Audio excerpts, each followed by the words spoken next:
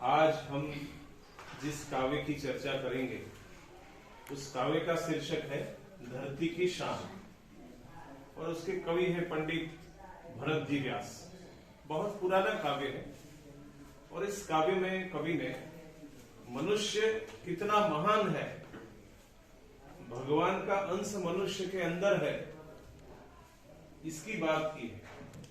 और मनुष्य जो चाहे वो कर सकता है। मनुष्य चाहे तो आकाश को अपने वश में कर सकता है, चाहे पृथ्वी में कोई भी काम करना चाहे तो कर सकता है।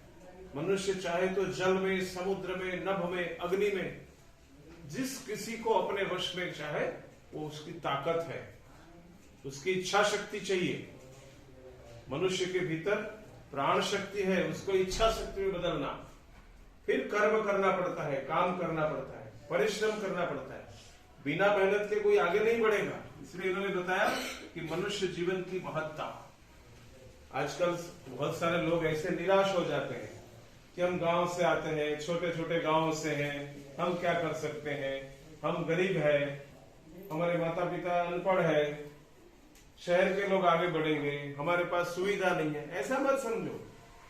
बहुत सारे लोग ऐसे हैं जो गांव से आगे बढ़े और बड़ी बड़े हुद्दों पर गए। हम भी गांव से हैं। आज भारत जो है वो भारत भी गांव से बना हुआ है। तो हम अपना महत्व कम न समझें। हम मनुष्य हैं, हम श्रेष्ठ हैं, इस बात को हमें समझने की आवश्यकता है। तो खास करके इस काव्य को मैं गाऊंगा, उस पंक्ति को आप भी गाएंगे, ठीक है। धरती की शान गाइए। धरती की शान, तू भारत की संतान, तू भारत की संतान, तेरी मुट्ठियों में बंद तूफान है रे, तेरी मुट्ठियों में बंद तूफान है रे। मनुष्य तू बड़ा महान है, भूल मत, मनुष्य तू बड़ा महान है, मनुष्य तू बड़ा महान है, भूल मत, मनुष्य तू बड़ा महान है। तू जो चाहे पर्वत पहाड़ों को फोड़ दे, तू जो चाहे पर्वत पहाड़ों को फोड़ दे, तू जो चाहे नदियों के मुख को भी मोड़ दे, तू जो चाहे नदियों के मुख को भी मोड़ दे, तू जो चाहे माटी से अमृत निचोड़ दे, तू जो चाहे माटी से अमृत निचोड़ दे, तू जो चाहे धरती को अंबर से जोड़ दे, तू जो चाहे धरती को अंबर से जोड़ दे। अमर तेरे प्राण, अमर तेरे प्राण, मिला तुझको वरदान, मिला तुझको वरदान, तेरी आत्मा में स्वयं भगवान है रे, तेरी आत्मा में स्वयं भगवान है रे। मनुष्य तू बड़ा महान है, भूल मत, मनुष्य तू बड़ा महान है। धरती की शान, धरती की शान, तू भारत की संतान, तेरी मुट्ठियों में बंद तूफान है रे। मनुष्य तू बड़ा महान है, भूल मत, मनुष्य तू बड़ा महान है। इसको समझते हैं तो कवि हमको बार बार कहते हैं कि हे मनुष्य, तू बड़ा महान है, तू कोई सामान्य पामर या छोटा प्राणी नहीं है। दुनिया में ऐसे तो सबसे ताकतवर प्राणी कौन सा है? तो हम लगता है बाघ, शेर, जंगल के जानवर या बड़े बड़े हाथी। लेकिन इन सभी प्राणियों को वश में किसने किया है? तो हमने, मनुष्य ने वश किया है प्राणियों को। मनुष्य चाहे तो हाथी पर भी बैठ जाता है, मनुष्य चाहे तो एक कोड़े से या सिंह को भी ऐसे गर्जना हमने देखो पिंजरे में बंद कर दिया है। तो इस प्रकार से मनुष्य ताकतवर प्राणी है। वो कहते हैं कि तेरी मुट्ठियों में बंद तूफान है। तेरी मुट्ठी में बहुत ताकत है। मुट्ठी जब होती है तो उसमें शक्ति हो जाती है, ताकत हो जाती है।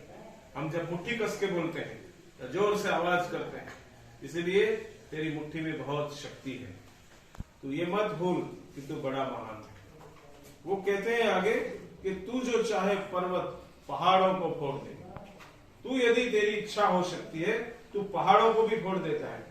देखिए बड़े बड़े रोड बनवाए, ये अभी जो रास्ता बन रहा है दिल्ली से मुंबई का, कितने सारे गड्ढे थे, कितने सारे पहाड़ थे, नदियां थी, उस सबको मिलाकर उस पर रोड बन गए। अब आप देखेंगे कि कितना बढ़िया रोड से पहले क्या लग रहा था। बड़े बड़े डैम बनवाए, जिसमें जैसे नर्मदा सरोवर, कैसा सरदार सरोवर डैम बना है, तो नदी को रोक दिया उसने। पहाड़ों को फोड़कर, पहाड़ पर देखिए ये पावागढ़ में, वहां जाने का रास्ता कर दिया और रस्सी से वो झूले बनाए, उसमें मनुष्य बैठकर पहाड़ पर जा सकता है। गिरनार में भी हुआ है, देश भर में है। तो तू चाहे पर्वत पहाड़ों को फोड़ दे, तू जो चाहे नदियों के मुख को भी मोड़ दे। ये नर्मदा नदी को बांधकर नर्मदा का जल समुद्र में जा रहा था, वहां बांध दिया केवड़िया कॉलोनी, और आज पूरे गुजरात की जीवादोरी बन गई। गुजरात से होकर, उत्तर गुजरात से होकर राजस्थान और कच्छ के रण तक उसका जल ले गए। तो नदियों के मुख को मोड़ दिया, नदी इधर जा रही थी, नदी को इधर ले गए। ये मनुष्य की शक्ति है। तू जो चाहे माटी से अमृत निचोड़ दे। ये जो माटी है ना, जो मिट्टी जिसमें हम अनाज पैदा करते हैं, फल पैदा करते हैं, जो चाहे मिट्टी से हम पैदा कर देते हैं, तो उसमें से अमृत हम निकाल सकते हैं मिट्टी में से। हम सामान्य किसान के बेटे हैं, लेकिन उस धूल में खेलकर, उस मिट्टी में, उस कीचड़ में, उस धूप को सहन करते हुए, उस ठंडी को सहन करते हुए हम पूरे जगत में, इस जगत के तात कहलाते हैं। तू जो चाहे धरती को अंबर से जोड़ दे। आकाश में उड़ने लगा मनुष्य आज, हवाई जहाज देखिए, 1 घंटे में, 2 घंटे में यहां से दिल्ली पहुंच सकता है, यहां से अमेरिका जा सकता है, 10,000, 12,000, 15,000 किलोमीटर। तो धरती को आकाश से जोड़ दिया। यहाँ से मिसाइल आकाश में जाते हैं, यहाँ से उपग्रह छोड़े जाते हैं। हम जानते हैं ना, उपग्रहों के आधार पर पूरा ज्ञान पूरे विश्व में परोसा जाता है। अमर तेरे प्राण, तेरे प्राण है। शरीर तो मर जाएगा, शरीर किसी का रहने वाला नहीं है।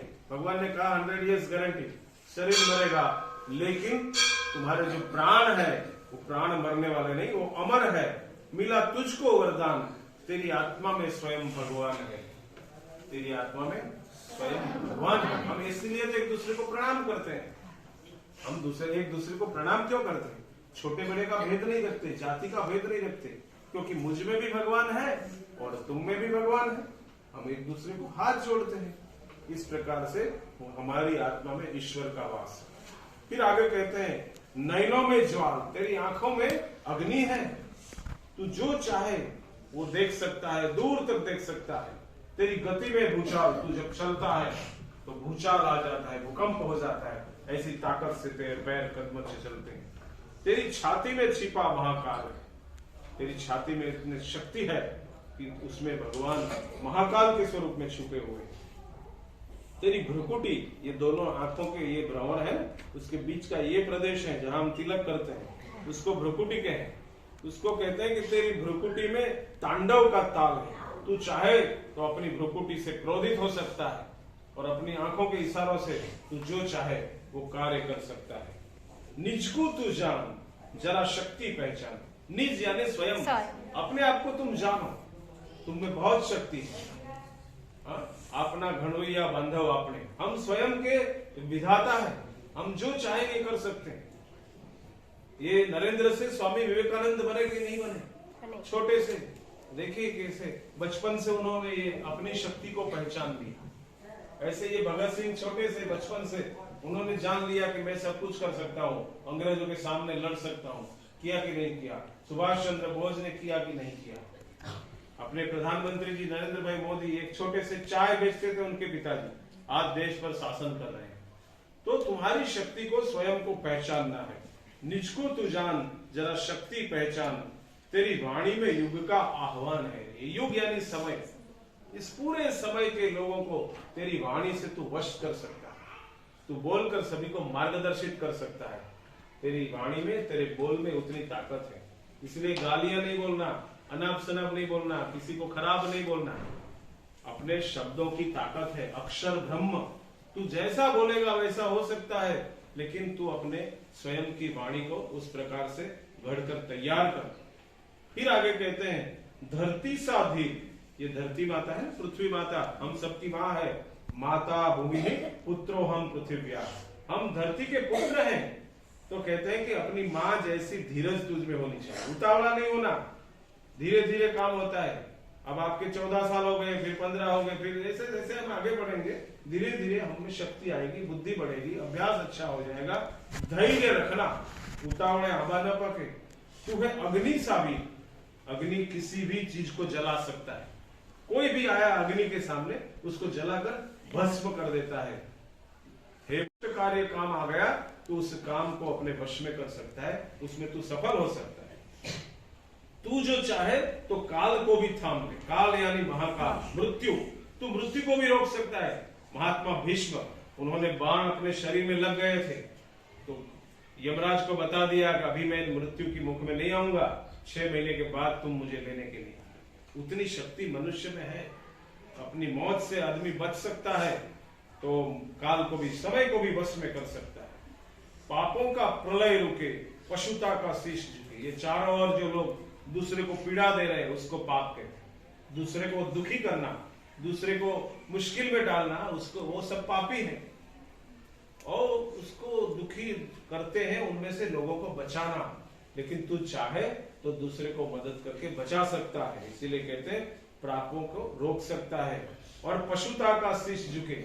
देखिए आज कैसी कैसी घटनाएं घटती है, छोटे छोटे बच्चों को मार दिया जाता है, किसी लड़की के शरीर के टुकड़े किए जाते हैं, या तो किसी लोगों पर गोलियां चलाई जाती है।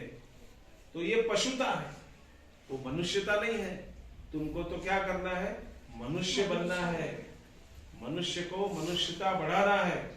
हम क्या कहते हैं कि सत सुंदर मांगल्य की नित्य हो आराधना, एक ही है प्रार्थना।